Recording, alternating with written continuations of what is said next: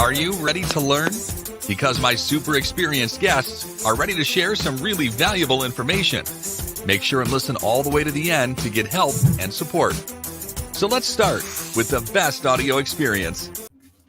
Hello guys, welcome to our show. Today we discuss about user experience and conversion optimization because today it's a must have. You need to improve UX as maximum as possible. 10 years ago when I started my online journey, I didn't pay a lot of attention with that because we had many technologies to game the system to manipulate results. Today, I have no these technologies because the main technology is to satisfy user experience as maximum as possible. That's why I'm so excited to discuss this topic with Paul Boag. How are you? I am very well, and yourself? Yeah, I'm doing great. Monday, on this day, I have positive feeling. I love this day because, if you set up the positive mindset, everything will be fine. And if you love your job, so yeah, you can go ahead, including satisfying user experience. Before we start, just tell more about yourself, background, and why you decided to share with us about UX. So I've been working in the field of user experience design my entire career, so about 27 years to date. I started in the early 90s when obviously user experience design didn't exist as a thing. It was human-computer interaction, and I've been working in the field ever since. I worked for a .com company for a while and was going to be a millionaire, and then wasn't. I'm still waiting to become a millionaire. Hasn't happened so far. Then I set up an agency. I worked for an agency for a few years. 13 years I ran an agency.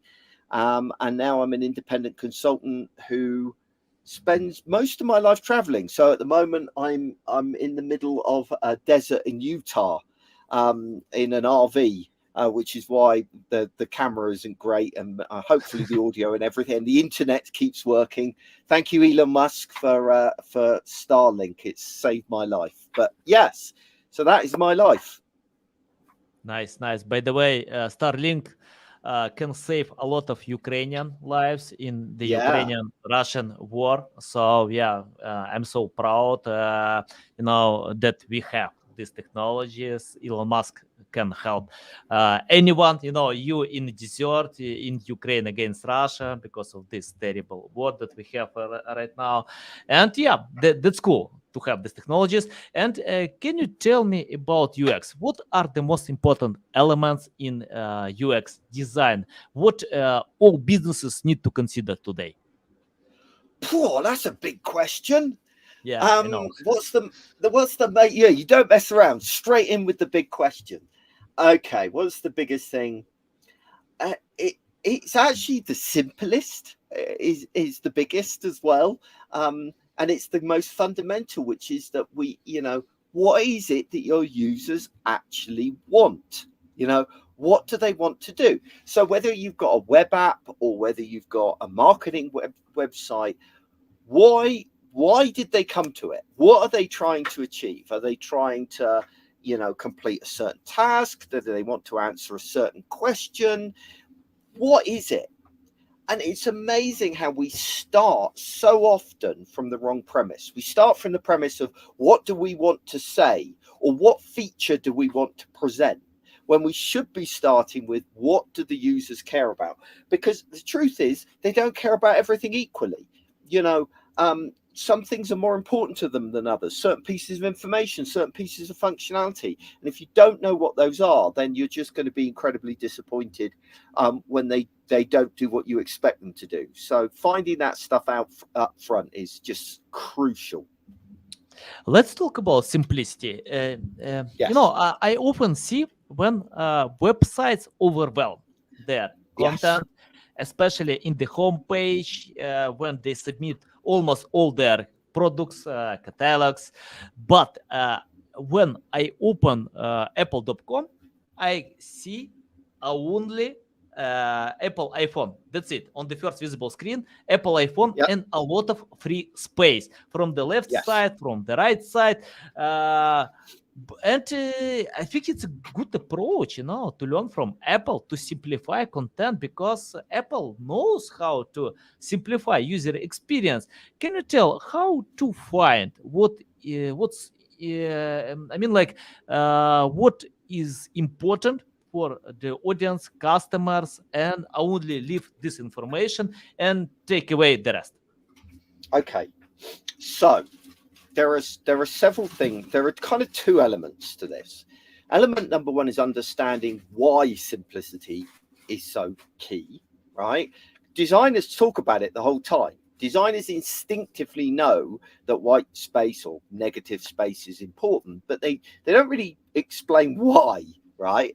So that's one point. And then the second point is, well, how do you decide what to remove, right?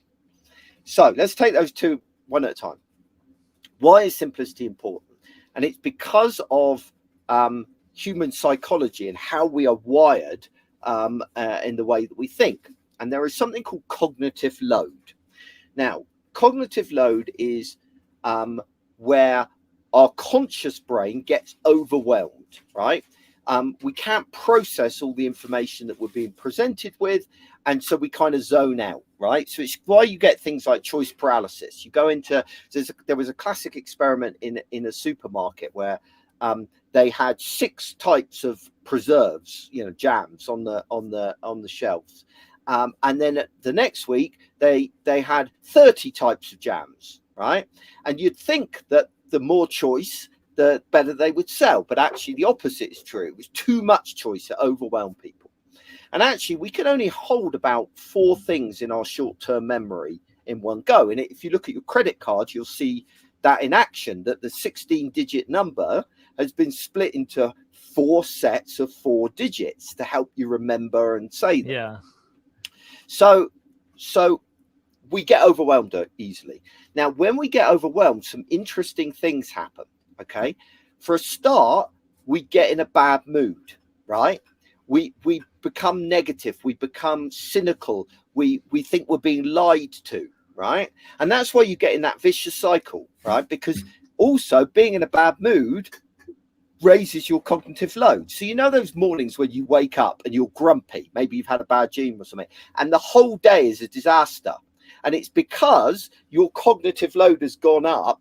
And so you make more mistakes, because that's another thing about cognitive load. If you've got high cognitive load, you make more mistakes, you get frustrated, you get angry. It has this negative effect. So in a very short summary, that's why simplicity is good. Because if things are simple, then we make less mistakes, we feel more positive, we feel more in control, the experience is better, we sell more. So that's the summary. So the second question then becomes, well, how do we identify what to keep and what to get rid of? Well, there are a couple of different things that I do, 3 different things that I do in this regard. Number one is I will do something called a top task analysis, right? And in the top task analysis, you literally ask users what they care about the most, what they most want to do. And if you Google top task analysis, you'll get a great breakdown by a guy called Jerry McGovern, who came up with this technique about how to do it. But essentially what you'll find is, of all the different pieces of information, all the different things people want to know, a small percentage, probably less than a third of those, are the things that the majority of people care about. It's almost the 80-20 rule. So a top task analysis can help focus you on the most important things. The second thing that I do is, whenever I design a landing page of any description, I will go through, when I think it's done, I will go through and I will systematically look at every single element on that page and make it justify its existence, right? Why do we need the logo, right? What benefit does the logo provide? Okay. What about the privacy policy? Why is that here? And I ask myself 3 questions in order. So let's take, for example, the privacy policy. Okay. The first question I ask is, can I remove this? Right? What would happen if I removed it? Now, the answer would probably be, you're going to get in trouble with legal people. You have to have it. There's a legal requirement. Okay, so we can't remove it. So the second question is, well, could I hide it? right? So if I can't remove something, can I hide it? And then with that question, you can hide in different ways. You could hide it under an accordion, or under a tab, or deeper in the website. Well, we're not really allowed to do that with privacy policies, right? Even though people aren't really interested in them, there's a legal requirement they have to be there. So we can't remove it and we can't hide it. So that brings me on to question number 3. Can I shrink it? Can I visually de-emphasize it on the page? And the answer is yes, I can. It's got to be there on every page, but it doesn't need to be prominent. So we make it little text and we put it in the footer. And you need to do that with every single element on the page. Can we remove it? If we can't remove it, can we hide it? If we can't hide it, can we shrink it? So that's the second technique. However, there is one last problem in this scenario. Sorry, this is a very long answer to your question. But if you're going to ask difficult questions, you're going to get long answers. So the last element here is stakeholders, right? You and I know that we've got to keep a page simple, but a lot of stakeholders don't realize that. And especially when you get multiple stakeholders across different parts of the organization. I work with a lot of big clients, you know, people like Puma or Doctors Without Borders or UNICEF, or, you know, big organizations which have lots and lots of stakeholders. Now, the problem with that is everybody just wants one little thing on the homepage. Oh, I just want this on the homepage. I just want that on the homepage. And of course, together that builds up into more and more and more and more complexity. So how do you deal with that? Well, what I started doing is getting them all together in one room, right? I sit them all down together, and that could be Zoom. And I basically say, right, we're going to brainstorm as many things as we think needs to go on the homepage as possible. And they will write a scaringly long list. And I actually make it a game sometimes. I split them into teams and say, whoever can come up with the most things gets a prize, box of chocolates or whatever. So they go through this process and they write this massive list of things. And then I say, well, look, we've got a problem here. And our problem is that we've got about 8 seconds, right? That's about the length of time people will generally spend assessing a page and deciding what to do next, right? And you can even look at their analytics and get the real figure if you want to, right? But it's usually about 8 seconds. There was research done by Microsoft, I think it was, that came to this conclusion. Okay, so we've got 8 seconds for people to see everything on this page. Now, let's say, I don't know, let's say that somebody can process 3 elements in a second, right? That they can mentally see. That's probably a little bit ambitious, to be honest, but let's say they can do 3, right? So let's then turn that into points, okay? Attention points. So 3 elements for 8 seconds, right? Or 3 elements per second for 8 seconds. That's 24 points of user attention. Now, I want you, group of stakeholders, to go away and assign that attention to the elements that you've come up with. So you've got 24 points of user attention. But here's the catch. If you want people to spend more of their attention looking at one thing over another, you need to give it more attention points. Everything that you add to the page has to have at least 1 point. That privacy policy, 1 point. But if you want people to be looking at your call to action more than your privacy policy, you're going to have to give it more points, right? So off they go. And of course, they've got far more elements than they've got points. And so they get rid of some stuff for you. Great. We're making progress. But they'll get to a point where they'll get stuck. And so they'll start to go 1 point for this. Oh, this is a really important thing. We'll give this 2 points and this 1 point. And they'll spread their points as thinly as they can to cram as much into the page. But they still make progress. So when you finish the exercise, you say to them, "Hey, well done. That's amazing. You've really got rid of a load of things." But I just want to show you something. And I bring up the Yahoo homepage and I bring up the Google homepage, right? And I say to them, which do you feel is better of the two? And everybody says Google. No, Google was this one, wasn't it? Everybody will say Google. And you go, well, why is Google better? Oh, it's so easy to use. It's so simple.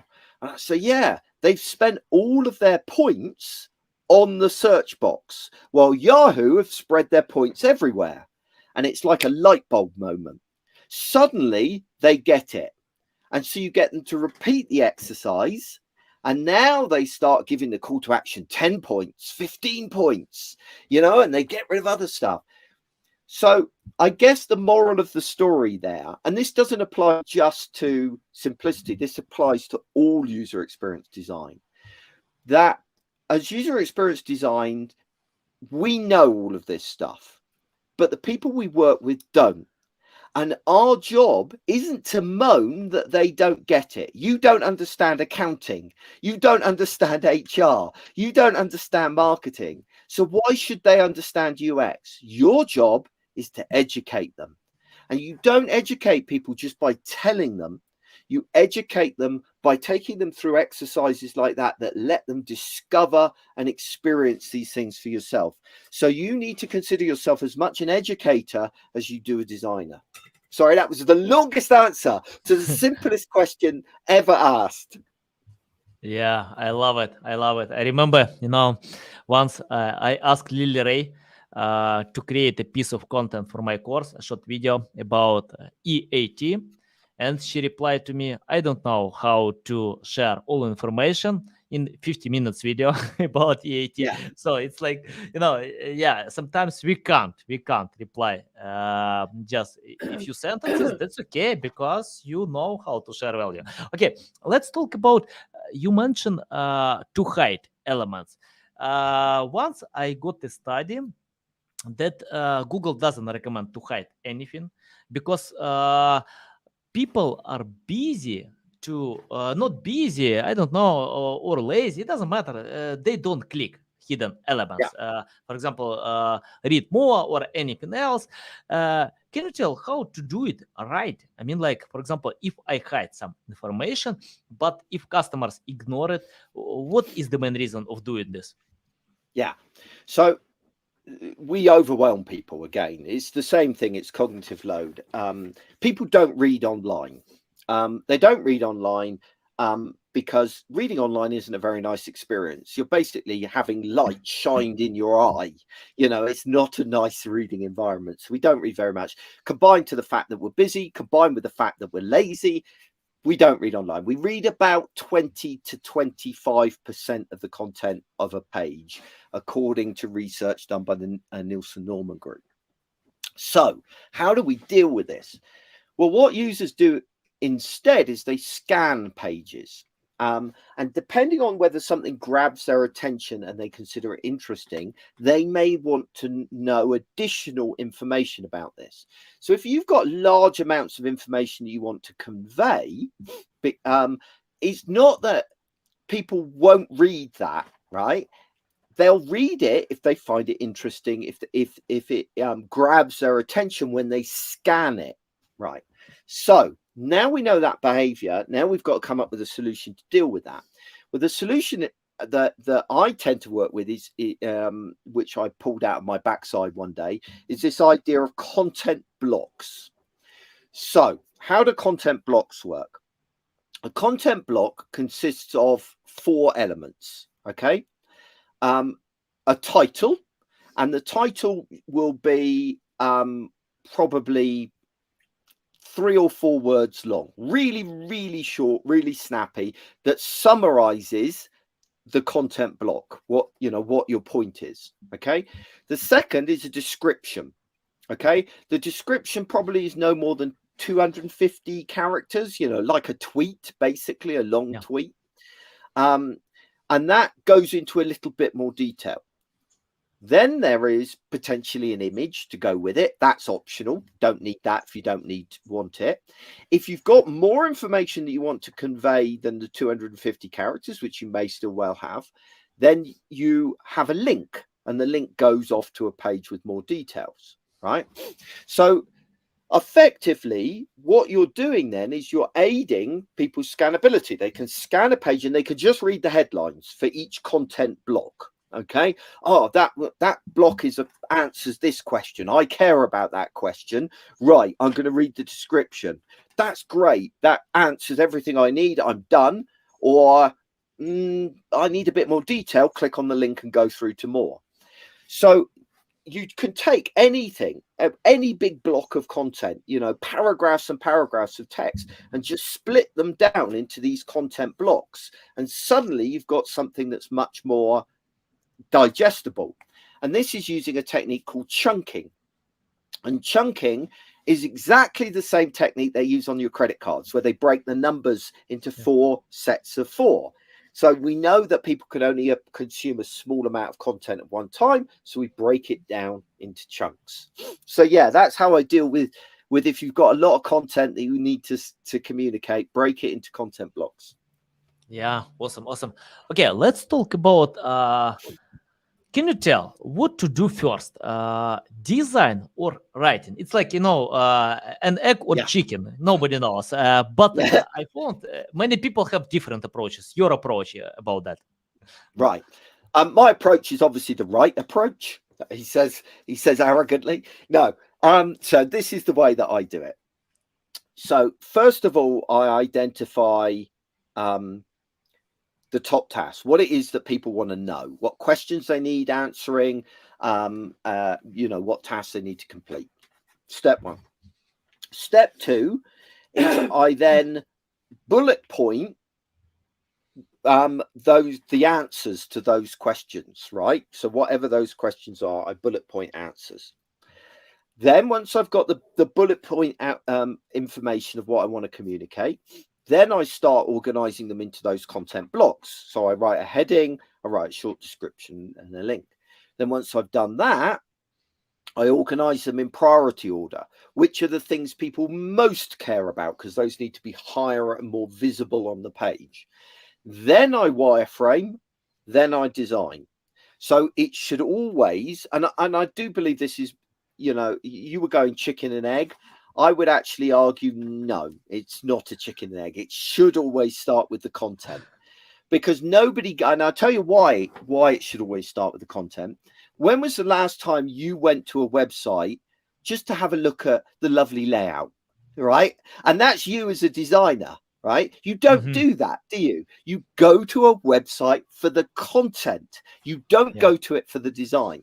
So as a result, you've got to get the content right and then fit the design around it. This is why Lorem Ipsum is an abomination, right? Because it's not the content. It's not what the page is about, so you've always got to start. And I know what people will say, and this is an absolute valid point. They'll go, oh, my client never gives me the content, and so I have to mock it up without. Right.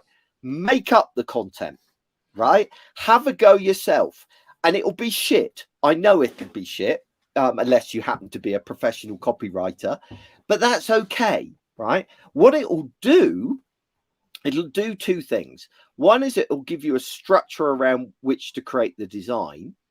But 2, your shitty content will motivate the client into providing you with better content. But also, even though you're not a subject expert and maybe not even a writer, you've probably got a pretty good handle on what people care about.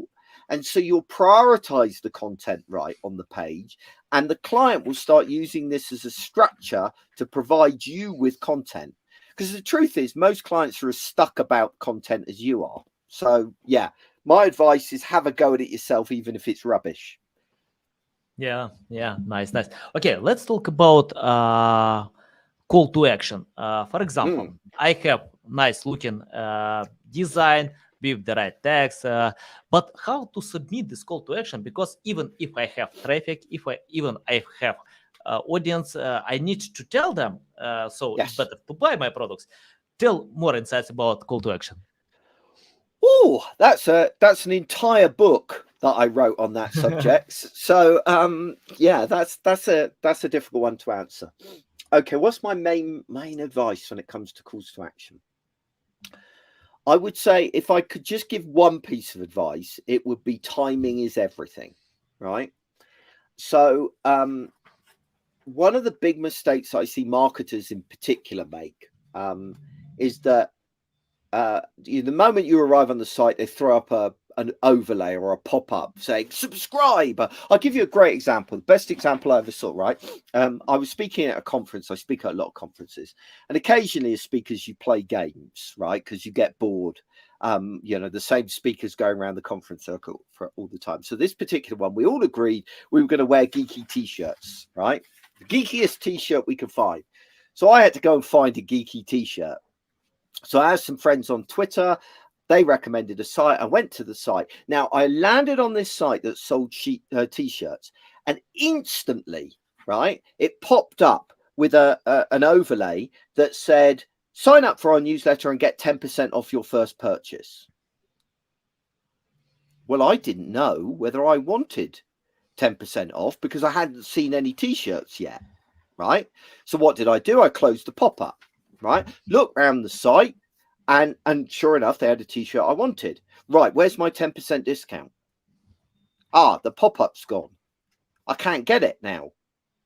Right, so now that t-shirt looks 10% more expensive to me than it did do, right?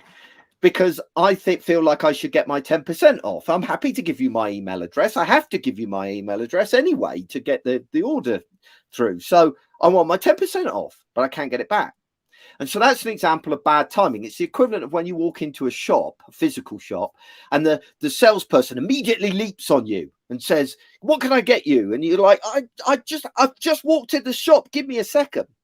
So when it comes to calls to action, it's about knowing the right moment to ask, right? So to do that, you need to understand the user's state of mind and the journey that they're going on, right? So when would have the best time to have asked me to sign up to their newsletter? Probably either on the product detail page or maybe even on the shopping basket. So one of the big frustrations people have with their conversion rate is, the conversion's not working, blah, blah, blah, blah, blah. Well, it's because you're asking at the wrong time, There are lots of other factors involved in terms of the size and the positioning and the wording on buttons and all of those kinds of things. But by far the most important thing is timing. Yeah.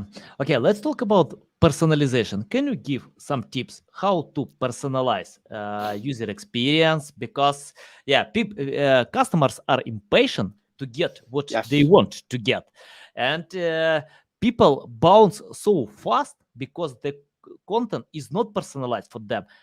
Any advice about personalization? Okay. My first piece of advice is to forget personalization. No, it's not quite, but it kind of is. I think a lot of people jump into personalization before they've done the basics, right? Mm-hmm. Personalization is sexy, right? I could get this amazing piece of software that's made incredible promises about improving my conversion rate and personalizing the experience and all this kind of stuff. Okay, well, first of all, just find out what users need and give them that, right? It's not difficult. You don't need some fancy piece of technology. But the point does come eventually when you've done all the basics. You've got a good, solid, usable site with good messaging, good value proposition, good product, all the rest of it. And so, you come to a point where you want to start considering personalization. The first thing I would say is don't immediately jump into purchasing some big personalization platform which requires users to identify themselves, right? Because that's a big problem with a lot of personalization is a lot of the sophisticated personalization requires you to know who that person is, their buying history, all that kind of stuff, the kind of Amazon recommends and all of that kind of thing. And that's quite heavy duty. A, it's quite expensive for your organization, but B, it also is quite demanding on the user. It requires the user to be logged in or to have certain privacy settings and stuff like that. So before you get into all of that, I would start with doing the kind of personalization you can do for completely anonymous users. And you think, well, how could you personalize for anonymous users? Well, the best example of it is ad spend, right? If you're doing advertising, okay, never, ever, ever drive people through to your homepage or a generic product page, right? because you know so much about that person that clicked on the ad. You know what their search term is, you know what the ad wording was, and how that was you worded, and what you were selling, what feature you were pushing. So take them through to a landing page that is personalized based on that little journey they've already had. You can do that. Other ways you can personalize based on geography, right? You've got a good idea. I mean, it's not perfect, but you've got a good idea of where people are. And so that's another thing you can personalize based on. So maybe you localize your content, or maybe you emphasize a different part, aspect to your product or service.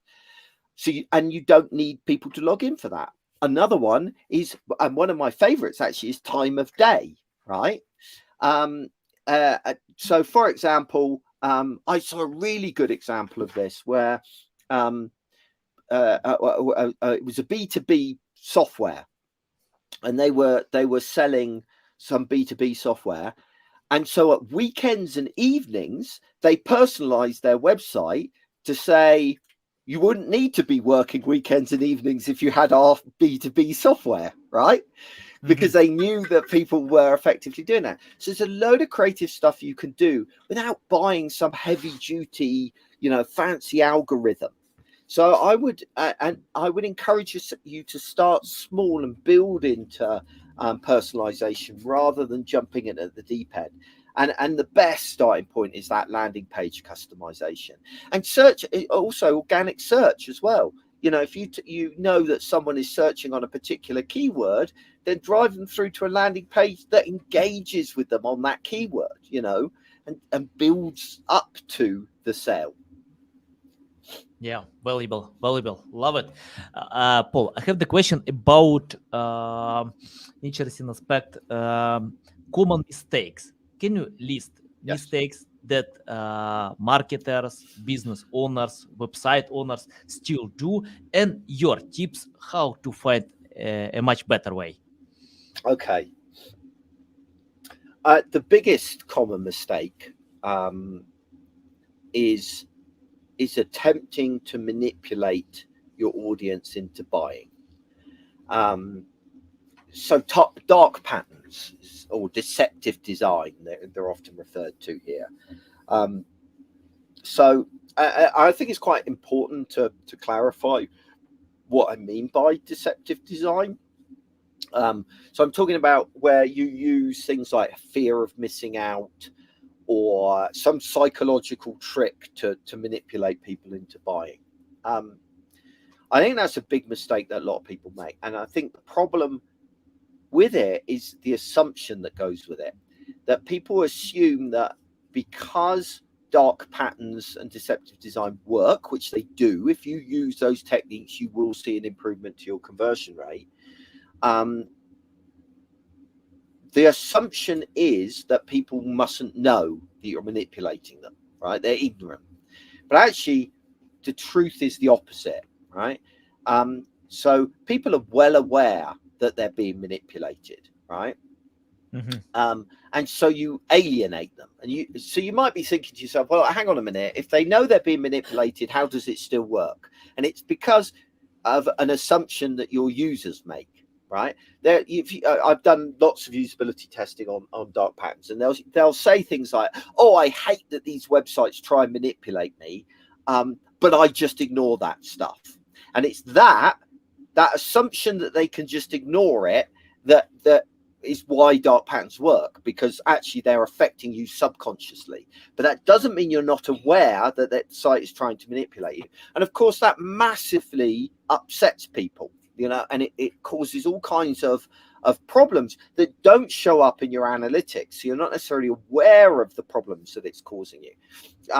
And those problems can be far reaching. So for a start, it can affect your brand perception, which increases your marketing spend, but it also can lead to increased returns. It can lead to increased customer complaints, all of which need to be managed, all of which cost the business. So dark patterns are one problem.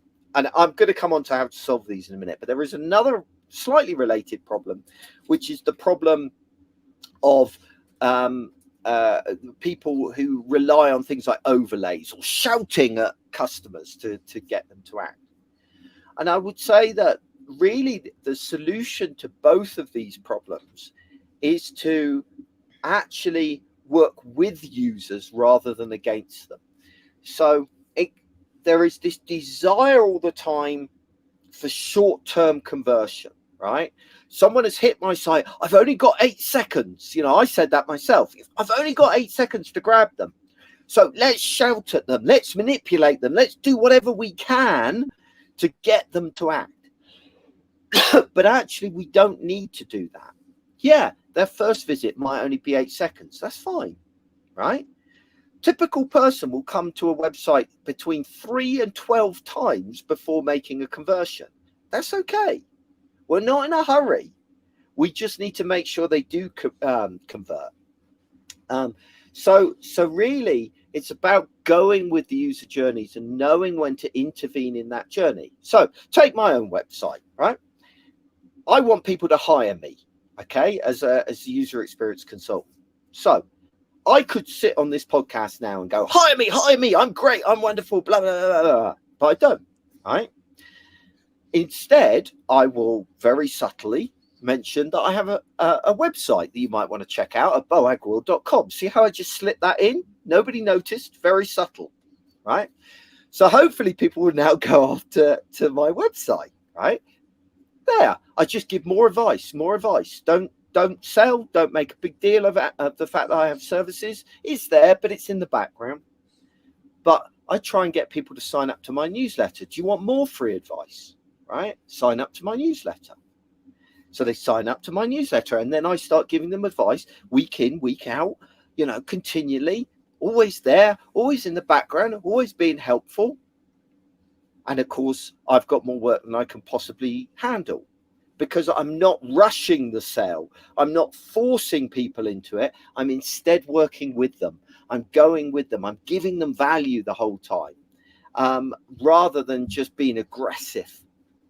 So yeah, those are the big common mistakes I see. People going too aggressive too early. There is absolutely a time to say, buy my stuff. But often we do it in the wrong way and we do it too soon. Yeah, nice. Love it. Yeah, overselling. It's not a good idea today because most customers are clever than ever.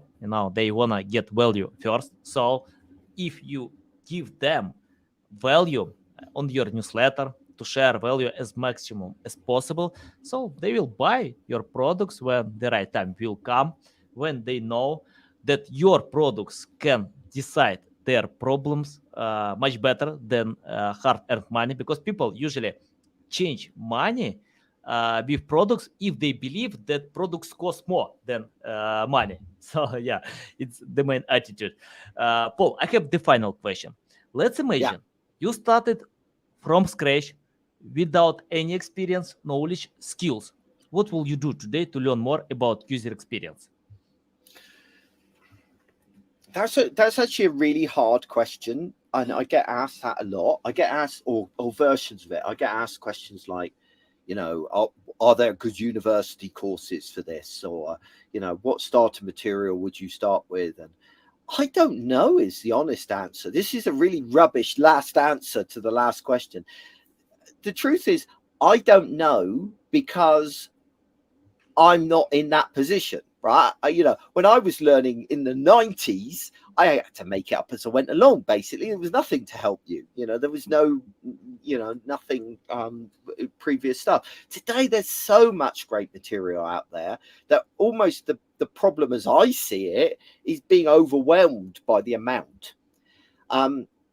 So that's that caveat said. I will try my best. I think it depends. Are we talking about learning user experience or user interface? Because they're slightly different things, and I think people often get the two confused, and they use them interchangeably. For me, the user experience goes beyond the edge of the screen. It goes beyond the interface. It's the entire user experience, from discovering they have a need all the way through to using the product for years and recommending it to other people. It happens via email, it happens via websites, it happens offline to some degree, it happens on social media, all kinds of different environments. If we're talking about that, then I think the very first skill that you need is to understand people, right? And to be able to empathize with people. So in many ways, I think that's the kind of fundamental building block of everything else. So, yeah, there's some great introductions to psychology that are very, very light. I mean, you end up getting into real heavy stuff. There's a really great book I absolutely love called Thinking Fast, Thinking Slow. But boy, that's heavy going. A better starting point would be 101 Things Web Designers Need to Know About People, right? I think that's the title. It's some variation. It's 101 things, web designers need to know, either about psychology or people or something like that. I should Google it, really. Yeah, which is a great introduction just into people. And then from there, I'd probably start, going, okay, I need to understand a little bit about how to learn about people, so user research. And then once I understand user research, then I'm going to be interested in how to test ideas. So learning a bit about user testing. But ultimately, it is an overwhelming experience. And I think you've almost got to follow what interests you. Do you know what I mean? Mhm. I think a lot of the time that my whole career has been kind of lurching from one thing that grabs my attention to the next, rather than necessarily go, right, I want to be a UX designer, so I'm going to learn the fundamentals of UX design in a very ordered way. I don't work like that. I go, oh, that's a shiny thing that looks interesting. Let's go and find out what about that, whether that be psychology, whether it be user interface design or whatever. So yeah, don't overthink it, I think, is my advice. Yeah, that's a bit of a rubbish answer to your last question, but hopefully it helps. Yeah, a big pleasure. I love it, by the way, because sometimes we don't know what actually works. So if you overthink, yeah, you Yeah, can procrastinate actions. I remember Jeff Bezos shared on his meeting with stakeholders when he got research about a new product, and they told him we need to spend more time by research about this product, and he yeah. replied, no way, guys, we need to implement, we need to test it to find actually how this product works and then update. So it's the same with overthinking. When you think a lot about research a lot, nobody knows what works. But when you try, implement, fail, that's okay, to fail, then to learn from failing and go ahead. So yeah, I love it. Yeah. I think failing fast is fine as long as the cost of failing is low. Yeah. So the times where lots of upfront research is worthwhile is where putting together a prototype and getting it to market and seeing what happens is going to be really expensive. You don't want to do it then. But if you could throw together a prototype relatively quickly and relatively easily, then yeah, let's see what happens in the real world. I know you're trying to wrap up, but I'll give you an example of that, which is one of the if ever I have a product idea, right? Maybe I want to do a new course, or I want to, I don't know, launch an app or whatever. I never build the thing, right? I never start doing the course or whatever. I just create a landing page for it, and I try and sell it before I bother building it, to see whether there's any interest in the marketplace, whether people will actually, get it or not. Just one last thing, circling back to things to learn. The one little piece of advice I would give on that to leave with, which is I think a good piece to end on. One of the big mistakes I see new people in the industry make is they focus too heavily on technology or techniques. So what I mean by that is, I must learn Figma, right? Or I must do customer journey mapping, right? And both of those have got fundamental flaws. Technology comes and goes at a ridiculous rate, okay? And so if you're focusing all your time on technology, then you're just going to find your skills are redundant very, very quickly. With techniques like customer journey mapping, yeah, sure, they last, but I think a lot of people get in the mindset of, I must do customer journey mapping every project, I must do usability testing every time. And every project is slightly different. And I don't think you can get into those I must do mindsets. So when it comes, I think the most valuable stuff that you can learn as a user experience professional are soft skills, are learning about people, how people think and how people interact, because people don't change, or at least they only change on evolutionary timescales and not on, digital timescales. So those are the skills that are going to last you for your entire career. So probably want to start with those. Anyway, I'll shut up now because you've been trying to wrap this up for about 10 minutes. Yeah, nice. Love it. Love it. Paul, it's a big pleasure to get on my show, to learn from you. Tell our audience how they can reach out to you, learn more about you, subscribe to your newsletter, and any other stuff, how the best way to stay in touch with you. So I've been blogging for over 16 years now. So there's 16 years worth of blog posts and stuff to check out at boagworld.com, BOAG world.com. If you add a /subscribe to that, you can check out my newsletter. You can see some previous stuff that I write about. Basically, most of my attention these days has moved to my newsletter, because I found that blogging has increasingly turned into an SEO exercise. And SEO is really just about answering people's questions. How do I get Figma to, auto layout? Well, that's not the kind of thing I tend to write a lot about. I'm more talking about concepts and ideas. So if that appeals to you, then check out the newsletter. I would recommend Twitter, boagworld.com on Twitter, but let's be honest, Twitter probably won't be around in a few weeks, so there's no point in doing that one, is there? So yeah, boagworld.com. We'll see. By the way, Elon Musk made a good job with Starlink. He saved our podcast. True. And I'm grateful, Elon Musk, for saving this episode.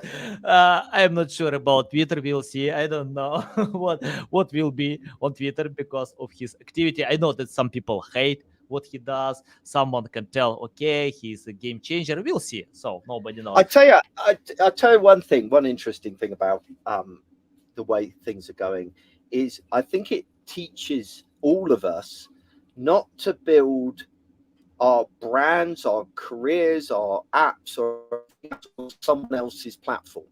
So the reason, when you ask me where people should find out more, the reason I didn't emphasize Twitter and I emphasize my newsletter is because when someone signs up to my newsletter, I own the newsletter. If Twitter changes its algorithm, if Google changes their algorithm, I'm stuffed, right? If I rely on those platforms. But email, the website, those are things that are universal. I own them. So I think that's a good piece of advice generally, is to own your platforms, Yeah, awesome. Yeah, I agree. ML will be for a long time, probably forever. We'll see. I many times met this attitude when LinkedIn changed algorithms, YouTube changed algorithms, Google changed, because these platforms need to pay attention to something that works for them. That's okay, if they change, update, because they think more about UX. So, but you can control and own email, you can own your website. I completely agree with that. So love it. Paul, it's a big pleasure again. Thanks for your time that you found this time on this dessert, so it's double pleasure. Guys, you need to follow Paul. You can find all the links in the description below. Listen us on Apple, Google, Spotify, and see you next time. All right. Bye-bye.